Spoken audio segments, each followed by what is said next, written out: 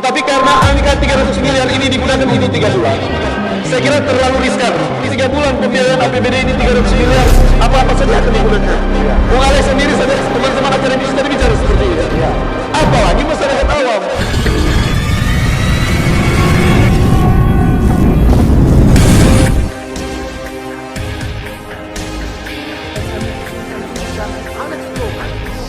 MMC TV dan Alex Go. Jangan lupa tayangan yang menarik MMC dan Alex Go yang edukasi dan sopan. Saksikan tayangan Alex Go EMMC TV.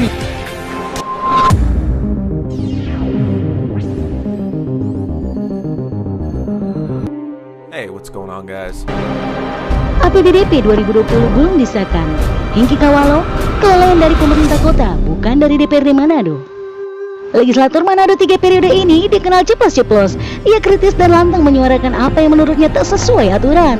Suara lantangnya itu kembali diperdengarkan saat dimintai pendapat soal belum dibahas dan disahkannya APBDP Manado 2020.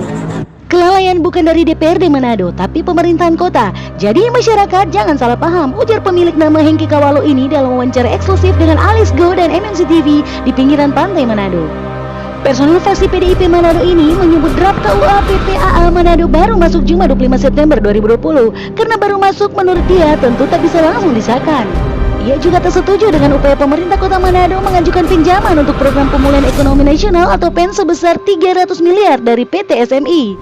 Sebelumnya tahun 2018 juga melakukan pinjaman dan belum dipertanggungjawabkan. Sekarang mengajukan lagi pinjaman, apalagi ini anggaran besar dan waktunya tinggal 3 bulan, ucapnya. Selengkapnya di Alex Go dan MMC TV. Alex Go dan MMC TV bersama buka cakrawala baru. Mari bersama membangun daerah. Mari bersama membangun bangsa. Oh ya sobat semua, jangan lupa tonton, share, like, subscribe, dan bunyikan lonceng notifikasinya ya, agar selalu mendapat berita terbaru dari tayangan ini. Salam sehat dan sukses selalu. Halo semuanya, jumpa lagi dengan saya Alexander Melese dalam acara Alex Go dan MMC TV. Kali ini saya berada di Rumah Makan Sari Laut bersama dengan sejumlah anggota DPRD Manado, dan bincang-bincang sore ini saya ditemani Bapak Hengki Kawalo, anggota DPRD Manado 3 periode dari Partai Demokrasi Indonesia Perjuangan atau PDIP. Selamat sore Pak Hengki. Selamat sore. Apa kabar? Luar biasa. Ya, Pak Hengki, banyak yang ramai di media saat ini adalah soal pembahasan APBDP yang menurut eksekutif DPRD terlambat membahas APBD dan ada seperti kesengajaan untuk menghambat APBDP perubahan ini, Pak Hengki. Tanggapannya bagaimana?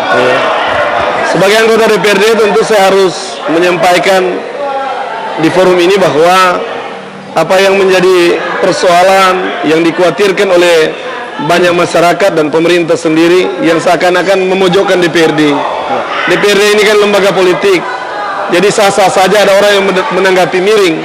Tetapi terkait APBDP ini sendiri, saya perlu sampaikan bahwa tidak ada niatan DPRD untuk menghambat.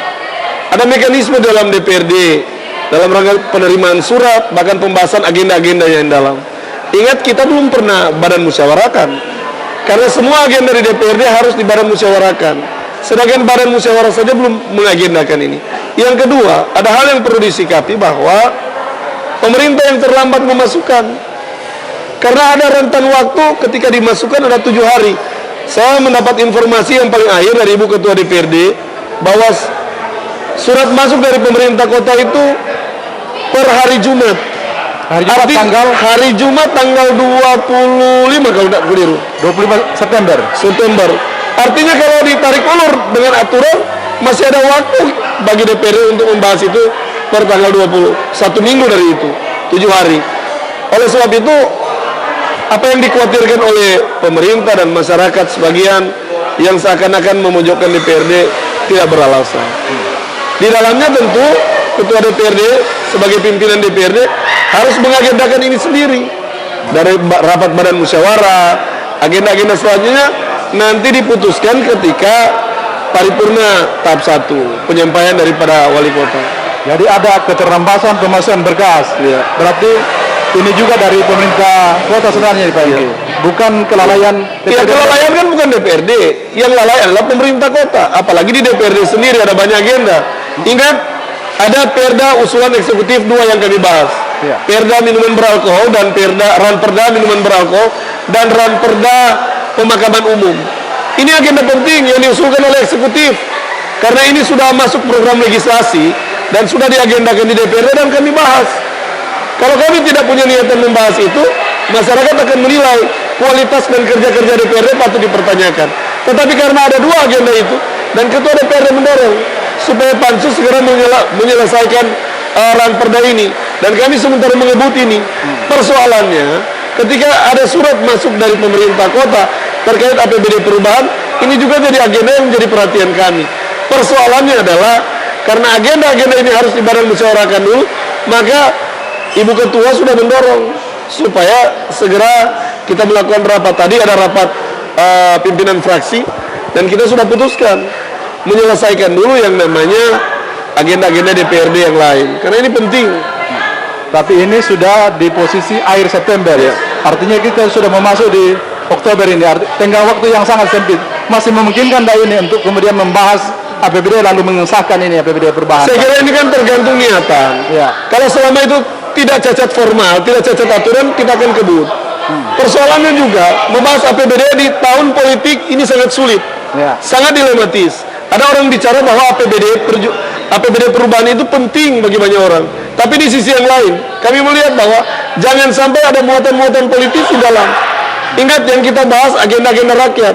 Paling tidak, karena ini tahun politik, tidak boleh ada kegiatan yang di dalamnya ini terkadang untuk kepentingan politik.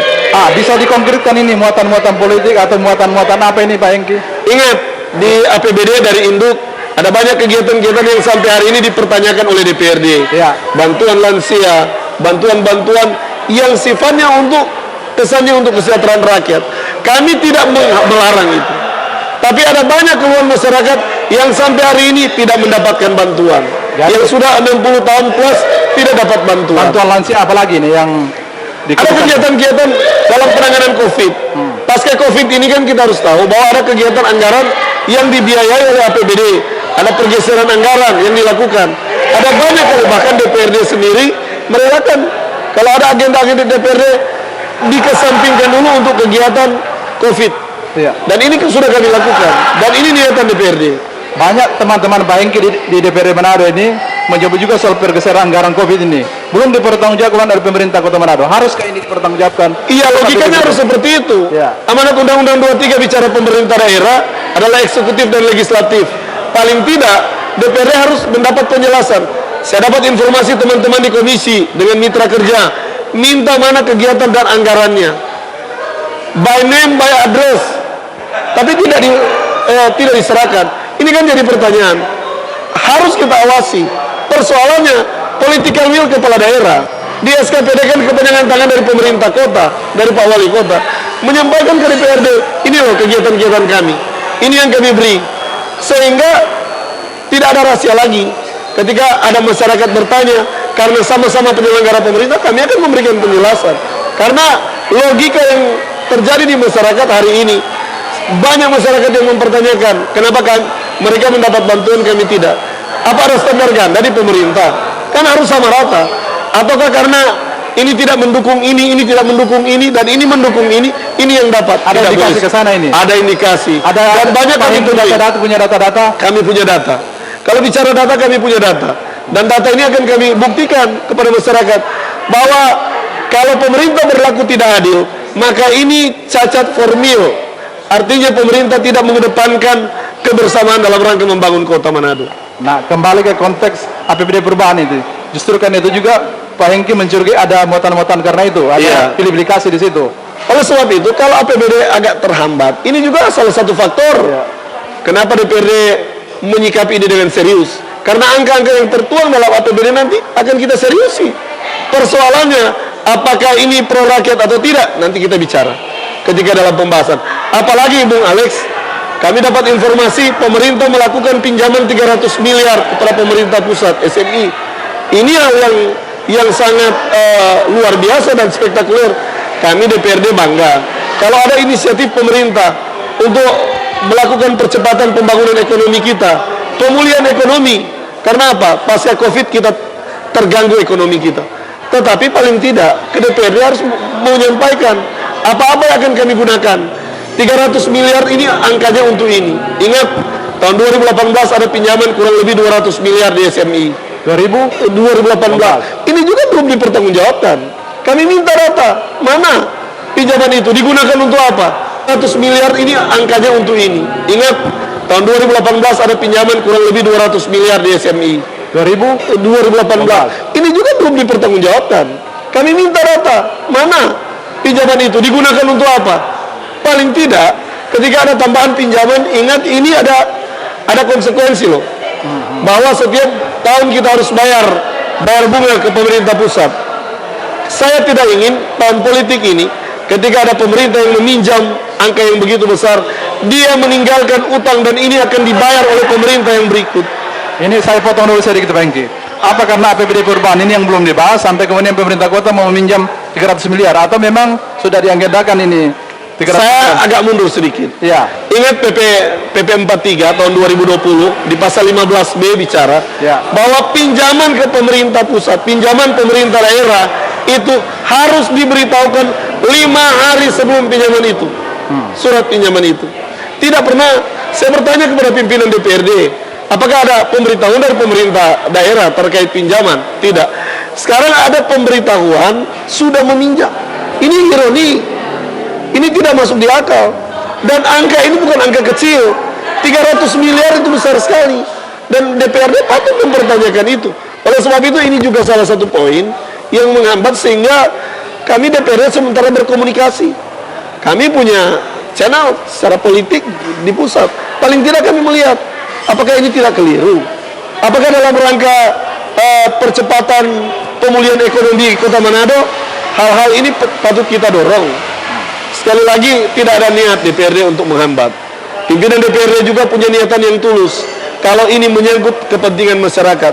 Tetapi kalau itu menjerumuskan kita, dan jangan terkesan DPRD mau melegitimasi hal-hal yang bisa terjadi manipulasi. Ingatan, ini tahun politik. 300 miliar itu untuk program apa? Saya tidak berpikiran negatif kepada waktu hanya 3 bulan ini. Ini waktu 3 bulan menghabiskan 300 miliar, bukan angka yang sedikit. Artinya kalau saya tangkap dari penjelasan Pak Hengki, boleh saja pemerintah kota mengajukan usulan, tapi yang penting jelas, kemudian ada tenggang waktunya diusulkan dulu. Itu yang saya sampaikan tadi, benar. Kami tidak menghambat, tapi paling tidak kalau dibicarakan lebih dulu. Kan sebagai penyelenggara pemerintah DPRD dan eksekutif dengan wali kota dan wakil wali kota ini sama. Sukses wali kota adalah sukses DPRD. Tetapi jangan sampai terkesan ketika ini dilegitimasi cuman perjuangan kepala daerah dan pemerintah sendiri. Di mana peran DPRD? Jangan kita cuma melegitimasi apa yang menjadi kepentingan mereka. Sekali lagi, ketika poin-poin kegiatan itu diperjelas ke DPRD, maka DPRD akan bersama-sama dengan pemerintah kota. Tetapi harus ingat, tidak boleh bertentangan dengan aturan. Ini karena sudah mengajukan pinjaman Pak Hengki. Artinya ini sudah jalan. Sikap DPRD bagaimana ini untuk terus mengawasi ini? Ya, oleh sebab itu, ini kan Badan Musyawarah saja belum memutuskan kapan kita paripurna tahap 1. Artinya masih panjang. Tapi terlepas daripada itu, niatan tulus sama. Kalau pemerintah punya niatan tulus untuk membangun Kota Manado, DPRD juga sama. Kami representasi masyarakat. Kami dipilih oleh masyarakat, sama dengan kepala daerah dipilih oleh masyarakat. Tinggal bagaimana kita menyikapi itu. Sama-sama lah kita duduk. Ini kan tergantung political will kepala daerah, political will DPRD. Karena DPRD punya niat sama. Ingat, kesejahteraan masyarakat jadi tugas dan tanggung jawab pemerintah. Pemerintah sesuai dengan amanat Undang-Undang 23, legislatif dan eksekutif. Ini atas nama rakyat. Ini dari sebelah juga, dari eksekutif juga mengatasnamakan rakyat. Katanya DPRD menghambat ini, akhirnya yang terlambat THL, gaji THL, dana lansia, gaji pala dan lain sebagainya ini. Ini bahasa dari sebelah juga ini. Bagaimana ini? Saya kira kalau ada ungkapan seperti itu ini terlalu naif. Kami sama dengan pemerintah sekali lagi. Kepala lingkungan, THL itu juga bagian daripada masyarakat. Mereka dibiayai APBD. Tinggal tergantung bagaimana APBD ini sendiri. Kalau bicara DPRD menghambat, tidak ada niatan seperti itu. DPRD juga hari ini perlu sampaikan, APBD perubahan belum dibahas. Anggaran perjalanan kita tidak ada. Bahkan ada yang melakukan perjalanan belum dibayar lagi. Kita wait and see. Artinya terlepas perlu diagendakan, niat dari kita sama. Jadi masyarakat mungkin bisa menilai bahwa tidak ada niat kami menghalangi. Jadi bukan karena tahun politik, Bukan. Lalu menghambat seperti ini. Kalaupun memang ini tahun politik, ya orang boleh kaitkan dengan itu. Tetapi paling tidak niatan tulus daripada DPRD sama dengan eksekutif. Ya. Artinya ini kan sudah bulan Oktober seperti yang saya katakan tadi. Kalau misalnya sampai minggu depan, 2 minggu depan tidak ada pembahasan APBDP, berarti yang dipakai tahun lalu punya ini. Iya. Pak Engki. Itu dibenarkan ini Pak Engki. Secara aturan kan dibenarkan. APBD kan ikut tahun sebelumnya. Ikut diinduk.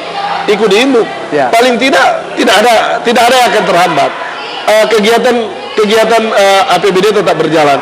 Cuma persoalannya mungkin ada item-item yang khusus yang baru mau diatur ini, itu yang dikesampingkan dulu. Karena kalau menyangkut strategi pengembangan dan pembangunan kota dan untuk kesejahteraan masyarakat, pasti itu akan berjalan dengan normatif. Ya. Saya juga sebelum datang tadi Pak Engki, saya wawancara dengan beberapa akademisi dan akademisi mengatakan begini, DPRD Manado bagusnya menunda soal pinjaman 300 miliar ini. Tanggapan Pak Engki bagaimana? Karena mereka melihat ini sebaiknya dilakukan di induk tahun depan. Iya. Oleh sebab itu, kalau bicara pasca COVID, kan ini mau pemulihan ekonomi masyarakat. Itu penting, bagi saya penting. Ya. Tetapi karena angka 300 miliar ini digunakan untuk 3 bulan, saya kira terlalu riskan untuk pembiayaan 300 miliar. Apa-apa saja. Katakanlah APBD perubahan ini nanti diketuk di akhir tanggal 30 atau 30-an September ini. Tinggal 3 bulan pembiayaan APBD ini 300 miliar, apa-apa saja akan digunakan. Bung Alex sendiri saja, teman-teman akademisi tadi bicara seperti itu. Apalagi masyarakat awam. Angka 300 miliar bukan kecil loh, besar sekali. Sehingga bagi kami, kalau itu masuk di akal, kenapa tidak? DPRD pasti dukung. Tapi perlu ada tambahan penjelasan kepada kami, item per item kegiatan yang akan digunakan. Tapi ini sudah pernah disampaikan ke pemerintah kota untuk menyampaikan item per item ini, Pak Engki. Kami belum menyampaikan secara tertulis, tapi tadi kami sudah rapat pimpinan fraksi dengan pimpinan DPRD menyampaikan, dan ada 5 fraksi yang menolak. 5 fraksi selain fraksinya pemerintah yang menyetujui untuk 300 miliar ini. Kami memang tidak dalam posisi menyetujui atau tidak menyetujui, karena redaksional surat yang dimasuk ke DPRD adalah pemberitahuan. Artinya sudah dilaksanakan inisiatif daripada pemerintah kota. Tetapi jangan terkesan DPRD hanya jadi mencuci dosa. Kegiatan mereka kami yang legitimasi, ketika ada masalah DPRD turut terlibat. Kami tidak ingin. Oleh sebab itu poinnya harus jelas. Jadi di sini fungsi controllingnya DPRD jalan benar ini, Pak. Fungsi kami DPRD akan kami gunakan. Ingat, di DPRD terdiri dari fraksi-fraksi, bukan cuma fraksi pemerintah, bukan cuma Nasdem. Ada 5 fraksi lain, ada fraksi Golkar, ada fraksi PD Perjuangan, ada fraksi Demokrat, fraksi Gerindra, fraksi PAN.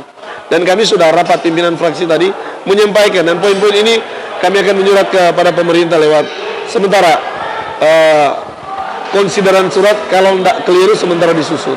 5 fraksi menolak, cuma 1 yang menerima. Bisa dikatakan ini tidak akan diterima, Pak Engki. Tapi ada ramai di sosmed ini menyampaikan ada usul-usulan begini, Pak Engki.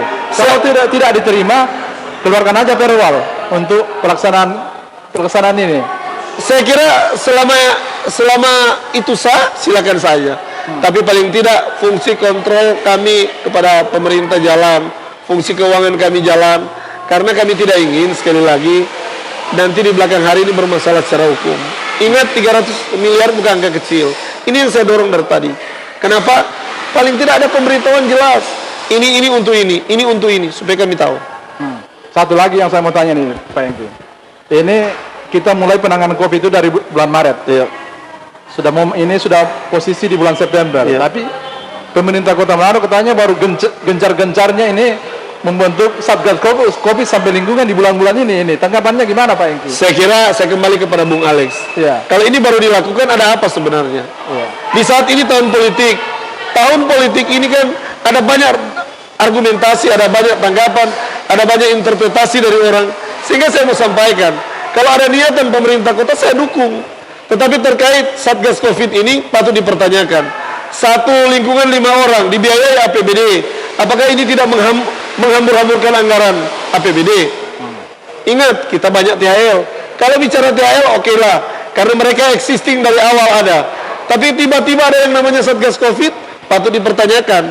Saya juga mau menyampaikan forum ini kepada masyarakat. Mari kita sama-sama awasi pemerintah.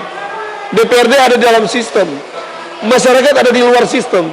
Tapi kekuatan kita sama-sama untuk sama-sama membangun Kota Manado diawali dengan fungsi pengawasan yang lebih baik.